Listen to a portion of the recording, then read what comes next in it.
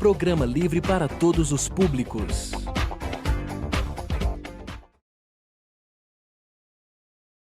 Olá, boa tarde, boa noite, já tô ficando, boa tarde, tô ficando já meio louco já, essa pandemia deixa a gente bem louco.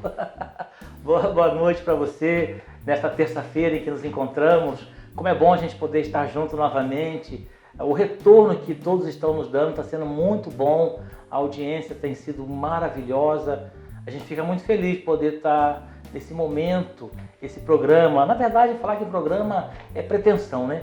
Esse bate-papo que a gente tem feito, esta pandemia nos descobriu tantas coisas, né? E esse bate-papo foi uma bênção de Deus, que eu posso estar com você, conversando sobre problemas do dia a dia, você está conversando conosco. Muito obrigado por essa oportunidade. E passada a pandemia, quem sabe a gente vai continuar mantendo esse encontro. É você que manda. Esse programa é feito para você, pensado em você e na sua família. Deus te abençoe. Nós lembramos sempre que este programa ele acontece por dois amigos muito fortes que nós temos, que é a Droga Lidse, que fica na Avenida Conceição 870, aqui pertinho da paróquia. Telefone 3421-6730. E também um grande amigo nosso, o Fábio Automóveis, esse eu garanto, Fábio Automóveis eu garanto. Não é por falar não, eu só compro e vendo o carro ali com o Fábio Automóveis. Você quer também fazer um bom negócio? O telefone é 97408-8083, fica na Curva do S aqui em Piracicaba. E hoje nós temos uma conversa pra lá de boa. Hoje nós vamos falar com a Graziela. A Graziela, ela é psicanalista e a gente vai desenvolver uma conversa assim, espero que te ajude bastante, espero que seja do seu agrado essa conversa. E se você gostar e quiser que ela volte ao programa, eu acredito que não haverá dificuldade. A Graziela já é amiga nossa, ela, com certeza ela também não se terá dificuldade em voltar. Bom, vamos ao que interessa. Graziela, bem-vinda. Se apresente para nós, quem é você? Então vamos lá, meu nome é Graziela Brizola, né? Eu sou psicanalista clínica, freudiana, mas apesar de freudiana atendo outras linhas também. Sou facilitadora sistêmica, trabalho com constelação sistêmica.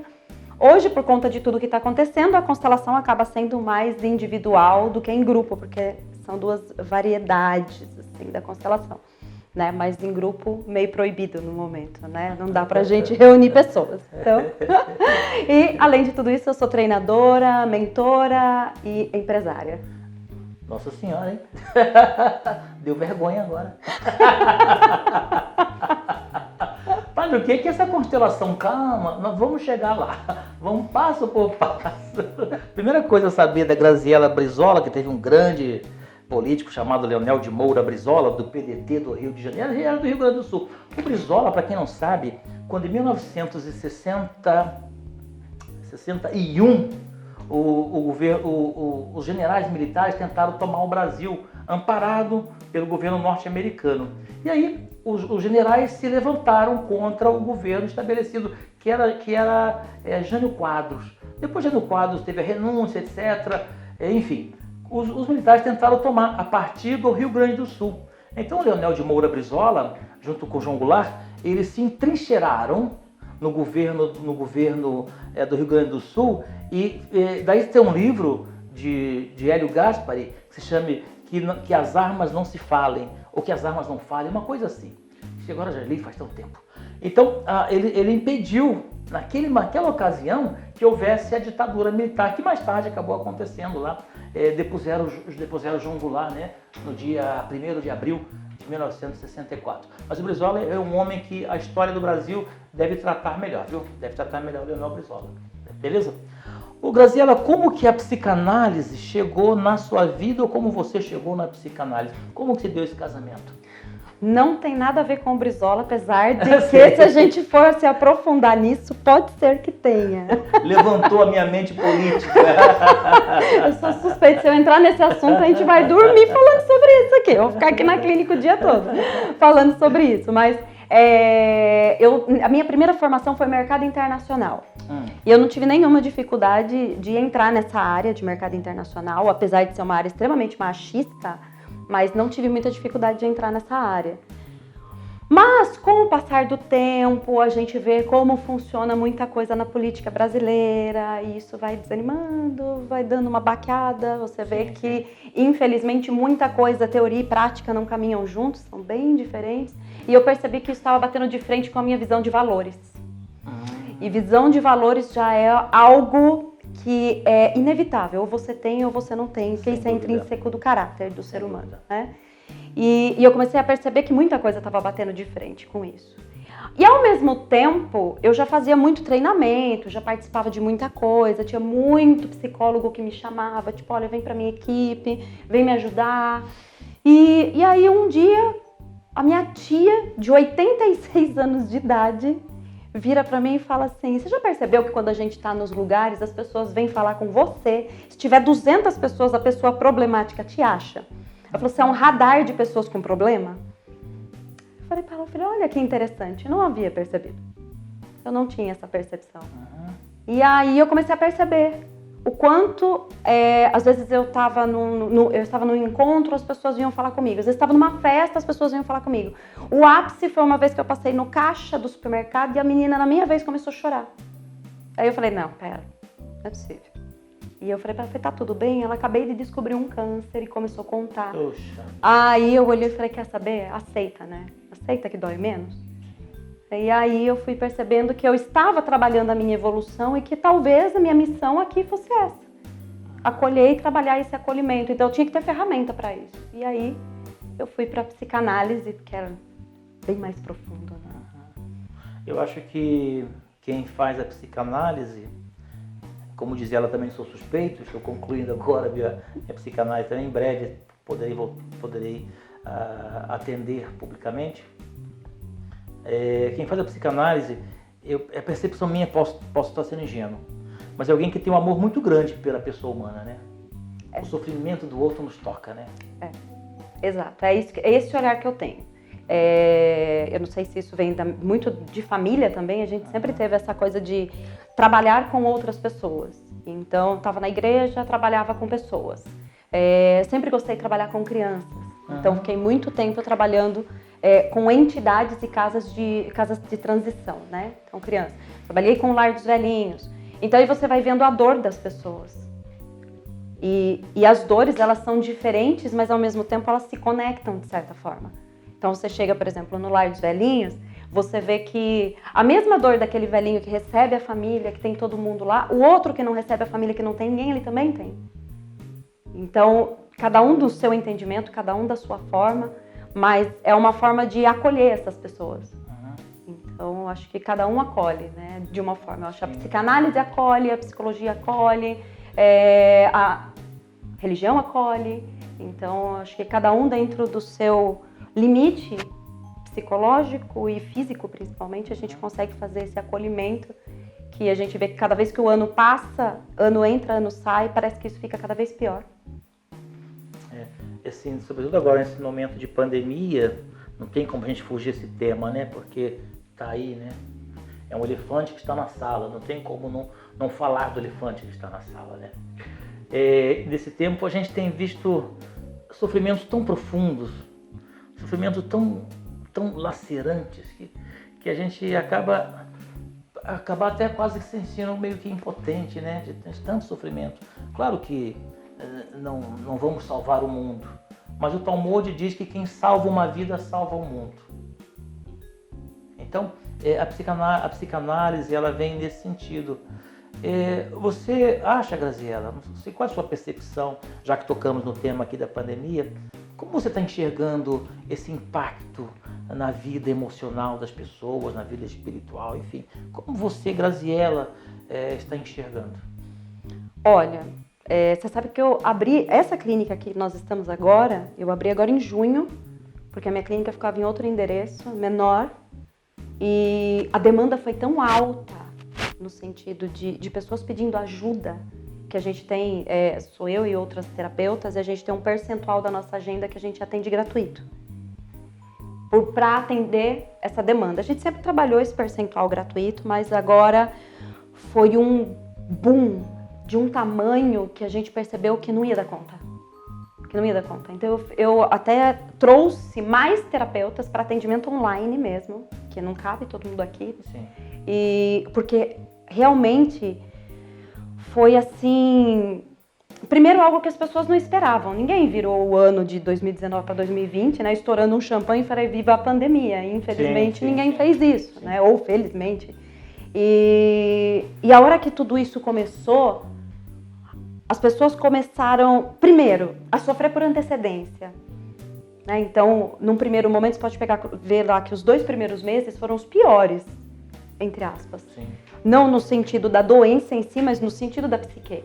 Que foi quando as pessoas começaram a sofrer por antecedência. Com aquelas expectativas, né, do que... A pessoa cria aquele medo do desconhecido. Não se tem muita informação, até agora a gente tem mais informação sobre o vírus em si do que a gente tinha alguns meses atrás. Março e abril e maio. Chegavam notícias do exterior, desculpa te cortar, notícias tão dolorosas e nós esperávamos, nossa, chegou a nossa vez e agora, enfim. E aquela história, né? Saiu do carnaval e já emendou uma pandemia. Então saiu de uma comemoração extrema para uma dor extrema. Então as pessoas, primeiro, nossa psique ela não está preparada para uma pancada desse tipo. O ser humano é um ser social. Então a gente não está preparado para ficar trancado em casa. Nós não estamos preparados para não ter pessoas para conversar. E aí a gente tem 2 vertentes. A vertente de quem está trancado em casa e tem muita gente. Tem várias pessoas. A vertente daquele que está trancado em casa e não tem ninguém. Ambos sofrem. Ambos sofrem. Um sofre porque está sozinho e não tem ninguém para conversar. Então essa foi uma demanda na clínica que subiu muito. Aí a outra demanda, as pessoas que sofrem porque estão com outras pessoas. Então, de repente, passava lá, a esposa e o marido o dia inteiro trabalhando, só se viam à noite, o amor sustenta, né?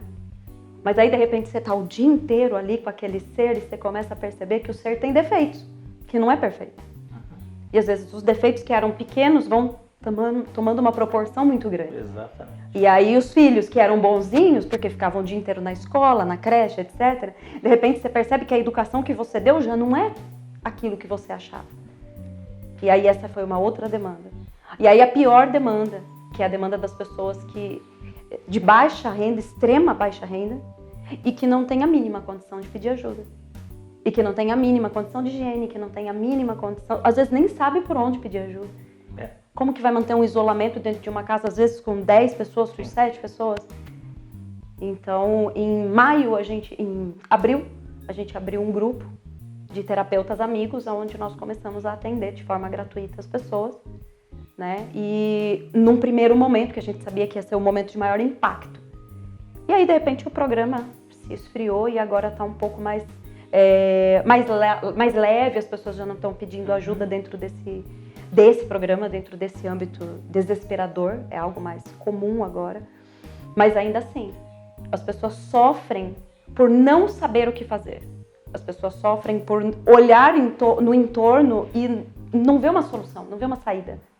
Cada vez que você abre o jornal, cada um te dá uma saída diferente. Se você olhar as vacinas, por exemplo, a gente tem vários tipos de vacina, vários tipos de olhar, várias empresas ao mesmo tempo e os países disputando a vacina. Hoje, inclusive, isso é uma matéria muito preocupante em cima disso. O governo norte-americano, aqui não é uma análise de crítica comportamental do governo norte-americano, não se trata disso. É a questão da guerra mercadológica. Né? O governo norte-americano já está fazendo uma compra absurda, praticamente monopolizando a vacina para o seu país mais do que eles comportam. Por outro lado, também tem a Rússia, Vladimir Putin, que é um ditador. Vladimir Putin também já está sendo acusado seriamente de ter feito manipulações de espionagem, etc. Então essa vacina acabou, que é para ser uma solução, e há de ser a solução, acaba também trazendo um transtorno muito sério. A gente não sabe se a população de baixa renda, como você disse, terá acesso a isso. Né? E por outro lado, também este momento, também a nós que atendemos pessoas, nos pegou também de calça curta, né? A gente também não sabia, quer dizer, tanto nós tivemos que refazer a nossa verificação sobre o comportamento de uma mudança abrupta, como aquele também que tem que fazer uma verificação, né? Sim, exatamente, né? É um momento de adequação, né? E todo mundo vai ter que passar por isso. Tem que passar. Todo mundo vai ter que passar por isso. Eu até comentei outro dia num treinamento Eu tava conversando com as meninas, eu falei, gente, tem uma música do Lulu Santos que eu acho que cabe perfeitamente nisso aqui, que a gente tá vivendo, que é nada do que foi será de novo do jeito que já foi um dia. Não vai ser. Se não me engano, é a filosofia de Heráclides. Exato. O filósofo Heráclides falava sobre Exato. isso. Ele chama Pantarei. Pantarei, em grego, estudei grego 8 anos, alguma coisa eu tenho que saber. Pantarei significa a mudança. A mudança. Quer dizer, tudo está em constante mudança. E é isso mesmo. Lulu Santos, ele é bom demais, Lulu Santos, né? Sou suspeita. Nossa, fica aqui, Lulu Santos é maravilhoso. Sou suspeita. Mas... Olha, você tá numa praia, escutando Lulu Santos. Né, Júnior? Coisa ruim, né? Tomando uma caipirinha de vodka. Triste. Ai, vamos voltar para nossa realidade aqui. Então, você falou, é melhor rir do que chorar, né? Você falou, por exemplo, do pai, do marido, da esposa e tal, que tem aquela readequação, colocar de novo ali a escova de dente no mesmo copo, comer 1 quilo de sal juntos, aquela coisa toda. Mas também é momento de se redescobrir, né? De se refazer o amor também. Acho que é uma oportunidade. Reconquista. Reconquista, perfeito. Aumentou muito o meu índice aqui de atendimento de casal e todos no mesmo nível. Já estamos nos separando. Eu falei, gente, mas se com 4 meses de pandemia vocês já estão separando depois de 20 anos de casado, então vocês não se conheciam. Porque com 20 anos de casado, em 4 meses de pandemia já estão separando. E aí é a hora de olhar e entender que é reconquista. E que muitas vezes a pessoa... eu falo que casamento, às vezes, é igual candidatura política. A pessoa vai, conquistou o seu voto, dá um tapinha nas costas, acha que agora já tá tudo bem, né? Já casou, já não preciso mais conquistar. Uhum. E esquece que a conquista, ela é diária. E aí vive num momento em que são obrigados a ficar no mesmo ambiente e percebe que, opa, calma, mas não foi com isso aí que eu casei. Foi sim. Agora assume, meu filho. Foi com isso aí que você casou, sim. Essa é uma questão que tá muito viva mesmo, viu? Tá muito viva essa questão. A pessoa, quando casa, né, é claro, tem todo aquele envolvimento amoroso, etc. Também envolve muito tesão, muita coisa. Então, às vezes, o casamento ele acontece no momento de grande paixão, não de grande amor. E aí, passada a paixão, o que fica, né? Então é importante redescobrir, não sei se você está passando, peço a Deus que não, mas se vocês estão passando por essa crise também, procure um acompanhamento. Se vocês não conseguem dialogar entre vocês, acontece. Vocês não têm essas ferramentas para poder se dialogar entre vocês, redescobrirem o amor, mas o amor está aí. O amor continua, e eu costumo dizer nos casamentos que eu faço, Brasil, que vai chegar um tempo em que aquela joia do amor que os dois carregam no coração vai ter alguma poeira em cima, vai ter algumas coisas por cima que começam a impedir, mas a joia continua, ela está lá. É preciso limpar, é preciso redescobrir, é preciso novamente ir ao encontro, pegar essa joia de novo. O casamento é isso aí, um redescobrir. A vida é um redescobrir, não é só o casamento, né? E para sempre isso. É igual a prataria. Uhum. Se você deixar a prataria guardada, ela preteja. Você tem que sempre limpar. E você tem que ter o equipamento certo para limpar. Porque se você passar água e sabão, ela não limpa. Você tem que ter o equipamento certo. Então não é só você comprar, colocar lá na prateleira e deixar lá porque é bonito. Então, o casamento é a mesma coisa. E aí lembra que envolve filhos. A grande maioria dos casamentos envolve filhos. E excluindo qualquer filosofia, o filho não pediu para nascer. Sim. Excluindo qualquer opinião de filosófica, porque a gente sabe que existem algumas filosofias religião, que trazem isso. O filho está lá. O filho está lá, ele não pediu para estar lá. E aí foi uma frase que eu ouvi essa semana de um pai na clínica, que ele falou para mim assim, eu descobri na pandemia que meu filho é mal criado. Eu perguntei para ele, quem criou? Boa pergunta. Quem criou? Boa pergunta. E aí ele ficou uns 5 minutos parado pensando, pois é, quem criou? Quem criou? Fui eu, né? Pois é, foi. Uhum. Então se ele é mal criado, acho que está na hora de olhar para esses filhos. Não será também que já entramos no assunto dos filhos? Tem uma crítica que eu sou muito forte nessa crítica. A questão dos pais deixarem os filhos completamente com aquela babá eletrônica chamada celular, chamado redes sociais, como é que é TikTok? Como chama? TikTok. TikTok. Eu sou meio burrão, percebeu, né? Enfim, tem várias redes aí que a molecadinha fica o dia inteiro naquele trem. Será que isso também não influencia na questão da educação? Então, esse ponto é até interessante. Eu comecei a ler um livro que fala sobre isso, porque chama-se A Teoria das Personalidades. Que até pouco tempo atrás a gente não tinha influência das redes sociais, internet, etc. Então a gente tinha estudos de personalidades embasado numa determinada fatia da população e numa determinada época. Agora, com tudo isso que está entrando, as personalidades também estão mudando, porque está alterando a psique. Então, se você olhar lá na DSM, né, aquela listagem, quando o psiquiatra vai lá, para quem não sabe, quando você passa no médico, ele vai lá e coloca afastado por DSM número tal. Ou seja, aquele código que diz qual o problema que você tem. Videogame, televisão, computador em excesso, celular, tudo já está na DSM como um problema psicológico. Sim. Em excesso. Sim. Então, a gente olha o quê? O que os pais têm feito hoje? Buscando uma facilidade. Então, a criança lá é pequenininha, tá chorando? Tá o celular na criança. Antigamente dava chupeta, né? Antigamente era chupeta, só estragava os dentes. O máximo que a chupeta estragava era o dente. Nada que um bom dentista não resolvesse. Agora, a psique é muito complexa. É muito complexa. Porque dependendo da forma que você alterar a sinapse neural daquela estrutura cerebral, como que você vai fazer para mudar isso? Se a criança foi treinada, vou botar um treinado aí, para ser daquela forma. E vem uma geração aí, tá vindo uma geração aí. Sim. A OMS deixa bem claro no site da OMS, tá lá, até 2032 a depressão vai ser a doença que mais mata. Até pouco tempo atrás eram os infartos. Agora vai ser a depressão. Eu não tenho hoje, posso falar por mim, não posso falar pelas outras terapeutas daqui, mas eu não tenho hoje nenhum adolescente no setting sem depressão. Nenhum adolescente no setting que não usa droga e nenhum adolescente no setting que não se corta, que não tentou se matar. Hoje mesmo eu vi um rapaz com o braço todo cortado, devia ter talvez 14 anos. Sentei, conversei com ele, fui na fila dos Correios. Você vê isso, você acaba falando, né? Tá no sangue, né? Mas encosta, né? Eles vêm assim, certinho. Parece que vem, né? Radar. Aí puxei uma conversa muito da boba e depois entrei nos cortes, ficamos ali conversando. Isso é uma coisa que os pais estão terceirizando o choro do filho com o celular, né? Ao invés de educar, ao invés de buscar uma alternativa, de conhecer um pouco mais a problemática.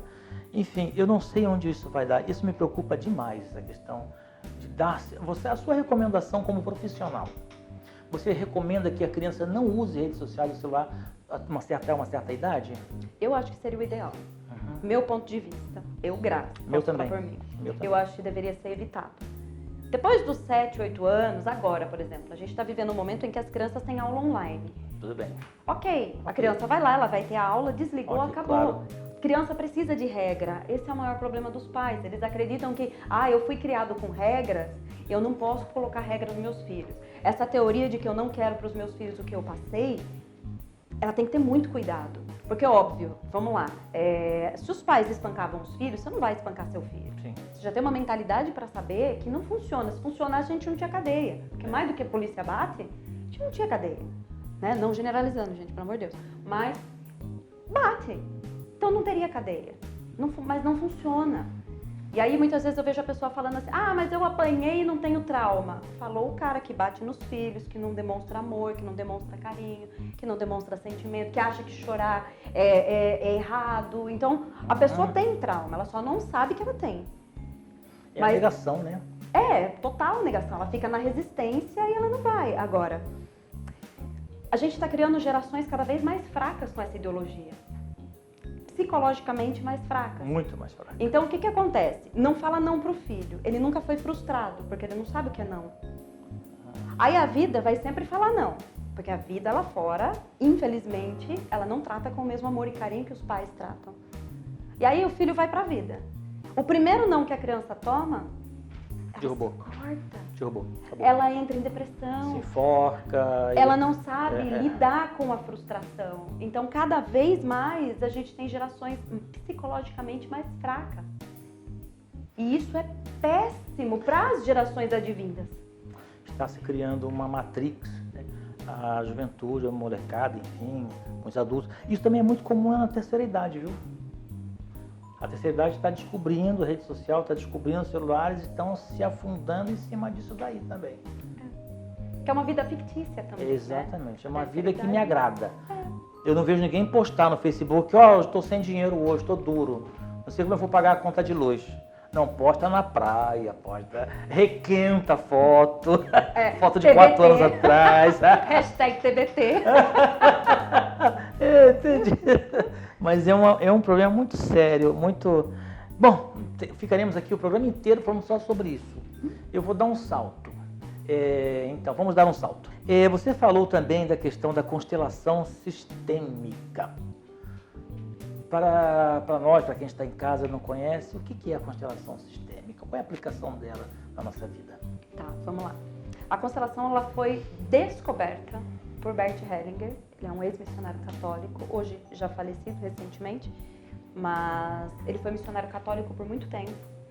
E em todas as idas e vindas dele para as tribos Zulus, fazendo a parte de missão, ele acabou percebendo que, independentemente da distância dessas tribos, elas se conectavam de uma determinada forma.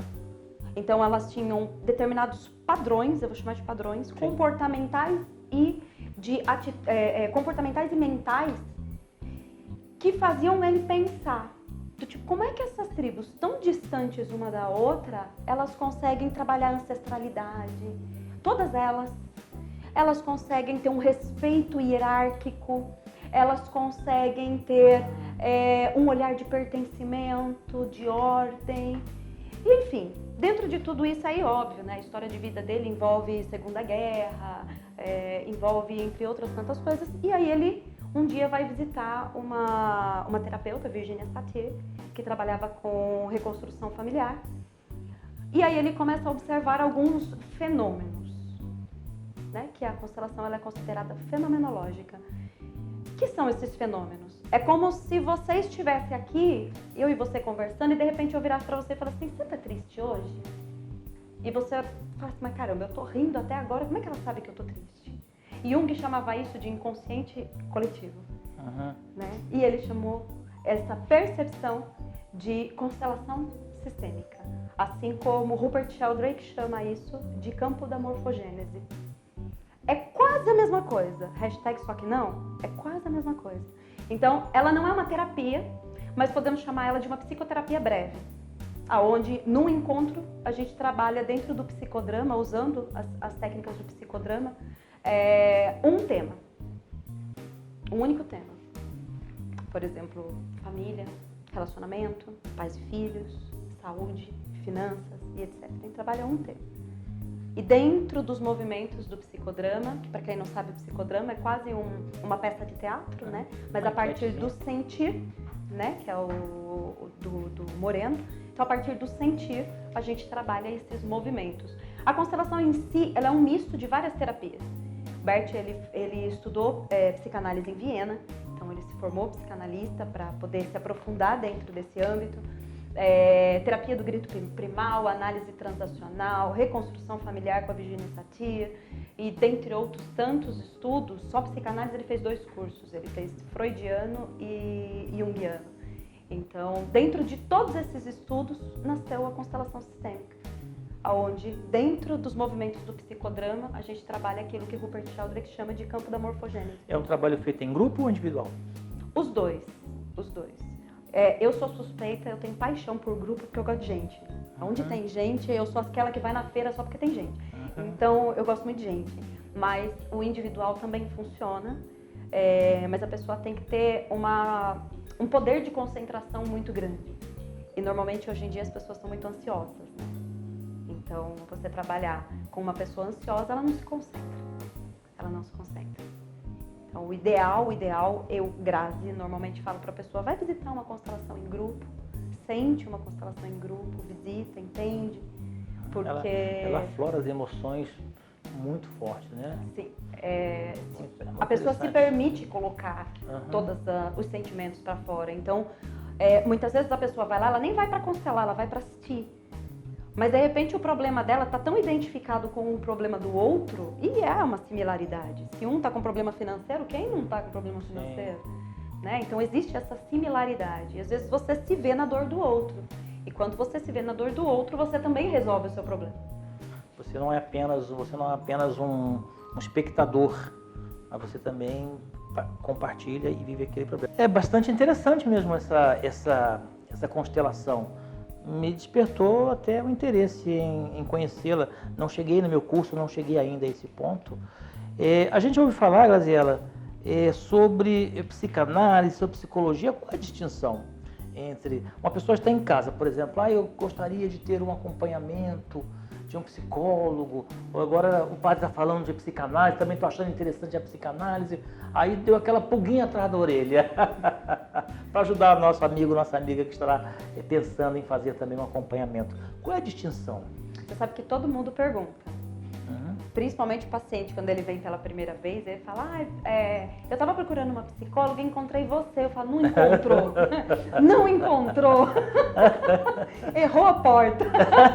Talvez não seja essa. O Waze trouxe você aqui. O Waze mete a gente umas roubadas, né? Por isso que eu estou falando. É interessante porque a psicologia ela é voltada mais para o comportamental. Então, a gente, dentro do âmbito da psicologia, não sou psicóloga, né? Então, se tiver algum psicólogo presente, por gentileza, se manifeste. Mas a psicologia ela é voltada mais para o âmbito do comportamental.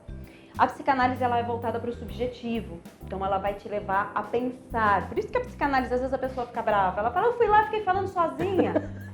Eu fiquei falando sozinha. Exatamente. A pessoa nem olhava na minha cara. Estou pagando para ficar só falando. Estou pagando para eu resolver meus problemas sozinha. Não é totalmente sozinho. O cara só escrevia, fazia a palavra cruzada. Vovó, acho que a gente fica desenhando, né? Mas não, ela é muito mais subjetiva, porque Freud ele já trazia esse processo da escuta. O quanto a escuta ela é curativa. Então, você pode perceber, muitas vezes a pessoa, vou falar por mim, eu, Grazi. Às vezes eu pego uma leitura e enquanto eu estou lendo, eu tenho uma percepção. E aí eu faço aquela mesma leitura em voz alta. E aí eu trabalho dois processos. O processo da fala e o processo da escuta. E aquilo fica completamente diferente daquilo que eu percebi. Completamente, parece que vai para um outro caminho. É a mesma situação. A pessoa vem, primeiro ela decide se ela quer deitar no divã ou não, porque a gente não é obrigado a deitar no divã. É legal, mas não é obrigado. Então a pessoa vai lá, começa a falar sobre ela e ela se ouve falando. E muitas vezes, no meio desse processo da fala, do nada a pessoa vira e fala assim, putz, isso aí eu pensei agora, tá? Eu não tinha pensado antes. Dá aquele insight ali. O insight bate na hora que ela tá falando. E aí a pessoa percebe peraí, mas eu tô pagando pra eu resolver meu problema? Gente, a vida é isso, é a gente que resolve o nosso problema. Exatamente. E a psicanálise te dá essa oportunidade. Eu gosto muito de falar sozinho. Não sei se você gosta, mas eu gosto. Achei que eu era sozinha. Quando eu tô com algum problema, uma situação que eu preciso, eu começo a falar sozinho sobre o meu problema, né? Por exemplo, sei lá, eu tenho que visitar uma família e não sei como proceder, enfim, seja o problema que for. Eu começo a falar sobre o problema. Nossa, eu preciso resolver isto. Mas qual tempo eu tenho para resolver? Eu brigo comigo mesmo, sabe? Às vezes eu fico de mal comigo, sabe?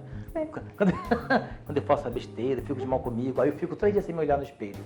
Eu não quero ver a minha cara. Acho que a gente é meio doido, né? Eu achei que era só eu que fazia essas coisas. Tô mais feliz de ter companhia nisso. Eu fico sem me olhar no espelho e tal. Ou me visto bem mal mesmo, assim, pra ficar bem feião, sabe? Enfim, cada um tem sua mania, né? De perto ninguém é normal. Então... Charles Chaplin, né? Exatamente. Olhando de longe, os problemas são cômicos. Exato. Leandro Carnal, eu gosto muito de Leandro Carnal. Não o conheço pessoalmente, mas eu acompanho o trabalho dele. Ele fala que para você ser normal, você tem que ser louco. Exato, eu gosto muito dele também. Então você falando sozinho, lendo de voz alta, a coisa acontece. Então se você vai a um psicanalista, ele não está ali apenas escutando você falar e não dando atenção. Pelo contrário, tudo que você fala tem um valor muito grande. Ele está ali para te ajudar. Ele, ela, enfim, está ali para te ajudar, porque ele tem essas ferramentas para perceber pela sua fala, pelo seu jeito de falar, de te conduzir. Mas o problema nosso somos nós mesmos que temos a possibilidade de resolvê-los, porque nós os criamos. Então a gente consegue também resolver. Gente, nosso programa tem o patrocínio da Droga Lidse. Avenida Conceição 870, aqui em Piracicaba. O telefone é 3421-6730. E se você não conhece Piracicaba, venha conhecer Piracicaba. Você está perdendo. É uma cidade muito bonita, vale a pena conhecer. Se você quiser comprar um carro, vender um carro, fazer uma troca, enfim, e ter a garantia, a segurança, porque hoje tem muito picareta no mercado, então você procure o Fábio Automóveis. Olha, Fábio, o padre Ailton falou que você é um homem sério, eu vou confiar no padre, senão eu vou brigar com ele. Não briga comigo não, pelo amor de Deus. Briga comigo não. Você vai no Fábio Automóveis, o telefone é 97408-8083. Graziela, e a sua empresa aqui, o seu consultório, enfim, alguém quiser fazer contato com você, nossa, eu amei a Graziela, eu adorei. Já vi Tá que convidado a vir mais vezes. dois doidos se entendem. É igual dois Em pinguins. último caso, a gente abre um hospício. Ah, né? bom, dá tudo certo. O pai daquele grande escritor que fez o Auto da Compadecida, como ele chama? Puxa, me faltou o nome dele. O autor do Auto da Compadecida, aquele veião pernambucano lá, Ariano Suassuna. O pai dele era político e tal, e foi fazer uma inauguração de um hospício. E lá chegando, o governador deu um carrinho de mão para cada doido, né? E o doido pegava, enchia o carrinho de pedra e jogava do outro lado, né? Para mostrar para o governador, olha, veja seu governador, eles estão recuperados, a laboterapia, né? Pelo trabalho. E tinha um que passava com o carrinho virado. Aí o governador, mas por que o seu carrinho está virado? O senhor é doido? Se eu desvirar, eles vão encher de pedra. Então a gente abre um hospício. Existe uma normalidade dentro dessa. Sem dúvida. Não é de tudo doido, não. Enfim, se alguém quiser conhecer, olha, eu gostaria de ir lá, eu gostaria de fazer um curso, não sei se tem, você vai dizer sim ou não. Gostaria de fazer um acompanhamento. Como é que eu entro em contato com os Caminhos de Santiago? A Escolhi de Santiago. Bom, a empresa nasceu no Caminho de Santiago, como eu falei para você. Sim. Lá nasceu no... São os escolhidos de Santiago, né? Ah, muito bem. Exato, porque no Caminho de Santiago existe uma frase que durante todo o caminho você vai ouvindo dos moradores de lá. Ele fala que as pessoas que chegam até o fim do caminho, elas são escolhidas. Ah, que interessante. Então, porque lá é Tiago Maior, né? Dos apóstolos é o Tiago Maior. Sim. Então elas falam o seguinte, o Caminho de Santiago não é a gente que escolhe, não é a gente que decide. É o caminho que decide quem precisa estar lá. Nossa, que interessante, hein? Então essa mentalidade, ela vem te acompanhando durante os 1000 quilômetros, no caso do primeiro caminho que eu São fiz. 1000 quilômetros? São 1000 quilômetros, que é até o Marco Zero, porque não termina na Catedral de Santiago. Termina na cidade de Finisterre, no Alto do Farol. Ah, eu achava que terminava na Catedral. Não. Nunca fiz esse caminho. Não termina. Ainda tem mais alguns vilarejos para frente. Olha, termina que interessante. em Finisterre, no Marco Zero. O final mesmo é no Marco Zero. Que interessante. Então, é muito bonito, é muito acolhedor tudo lá, né? Sou suspeita a falar Extremamente qualquer coisa. espiritual, né? Muito. Extremamente espiritual. Muito. Eu voltei de lá, eu vou fazer uma brincadeira com isso. Eu voltei de lá falando pro nosso grupo. Eu falei, gente, a gente voltou com bônus com Deus, porque cada igrejinha que a gente passa, e cada lugar pequenininho, cada história, tudo muito antigo. Algumas vilas celtas antiquíssimas. A invasão bárbara começou por ali, né? Pela Espanha. Sim. Então você passa por vilas todas de pedra, ainda as igrejas todas de pedra, com as pedras alocadas uma em cima Ali da parece que outra. também houve invasão viking, se eu não me engano também. Eles trabalhavam muito com essa questão das pedras. Bom, enfim, eu quero entrar em contato com você. Eu já vi que o papo aqui, se deixar, eu acho que uma mesinha e uma cervejinha, a noite é pequena. A gente fica fácil. Depois a gente fala assim, toca Raul. 2020 é o ano do Raul, né? Nossa. O dia que a Terra parou. Profeta Raul. O profeta Raul, pelo amor de Deus. Mas vamos lá. Eu quero entrar em contato. Como que eu faço? Bom, tem o site, escolhidesantiago.com.br. A clínica fica aqui em Piracicaba, a gente tem vários terapeutas aqui, né? Fica aqui em Piracicaba, na São João 1305. E tem o meu celular, DDD 19, que é daqui mesmo, 997372689. E o que precisar para curso, para treinamento, para mentoria. A mentoria normalmente ela é voltada para pequenos empresários e pessoas que querem se tornar empresários. Então, muitas vezes aquela pessoa está lá no informal, não sabe o que fazer. A gente tem uma equipe toda que desenha esse projeto, que está junto ali, né? Ensinar a pessoa a sair da informalidade, crescer e se desenvolver. E aí, psicanálise, né? Somos, por enquanto, em 5 terapeutas. Os cursos, a gente tem a formação de facilitador sistêmico, que esse ano já está rodando, né? Mas todo ano é um grupo só que a gente monta por ano. Porque a constelação ela é muito lenta, a gente precisa trabalhar vários processos, é como a psicanálise. A psicanálise como um todo, você está na formação, você sabe disso, cada aula é um aprendizado e fora o aprendizado a gente se cura nas aulas. Sim. Né? É impressionante o quanto a gente se cura nas aulas. Você tropeça nos problemas que você nem sabia que existia. Teve uma apostila passada, não vou dizer para você qual é o problema não, viu? Eu olhei aquela apostila e falei, ai meu pai, preciso consultar um psicanalista urgente.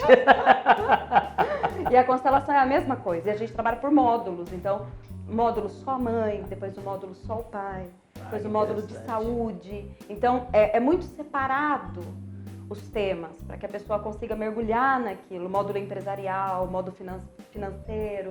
Então é muito separado, então isso demanda muito tempo, né? A gente fica ali ruminando aquilo, elaborando aquilo. Maravilha, então você não tenha vergonha, não tenha vergonha. Todo mundo precisa de um acompanhamento, de um aconselhamento, isso é natural. Nós somos seres da palavra. A palavra nos liberta, a palavra nos transforma, a palavra nos recria. A palavra, tanto ela pode nos aprisionar, como ela pode nos libertar. Então, use a sua palavra para se libertar. Procure aqui os escolhidos de Santiago, nós temos o GC aqui, os telefones, os contatos. É só você procurar, entre em contato, liberte-se, é uma oportunidade.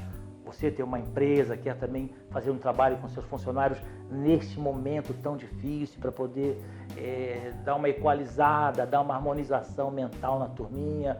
Enfim, os caminhos estão abertos e entre em contato, não tenha vergonha, não tenha medo. Aqui nós estamos entre amigos. Graziela, você deixa então suas palavras com nossos espectadores, nossos agradecimentos. Bom, antes de agradecer, eu quero fazer uma pontuação. Que as pessoas entendam que procurar ajuda psicológica não é para quem está louco, é para não ficar louco.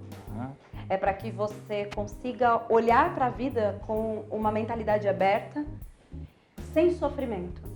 E entender que o sofrimento que você está vivendo hoje é passível de ser libertado. É totalmente passível de ser libertado. E muitas vezes eu ouço as pessoas dizendo assim, eu não procuro psicólogo porque eu não tô louco. E eu sempre falo, gente, é o contrário. É para você não ficar louco. A gente é uma panela de pressão. Se você não colocar para fora, isso vai explodir. Sem dúvida. Sem dúvida. Então, muito obrigado, Graziela. Muito obrigado ao Júnior, Devi Oração.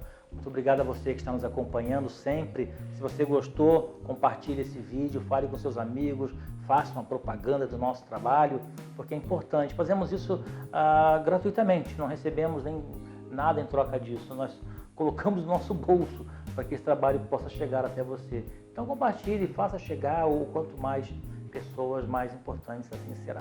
Muito obrigado, fique com Deus e até o próximo encontro.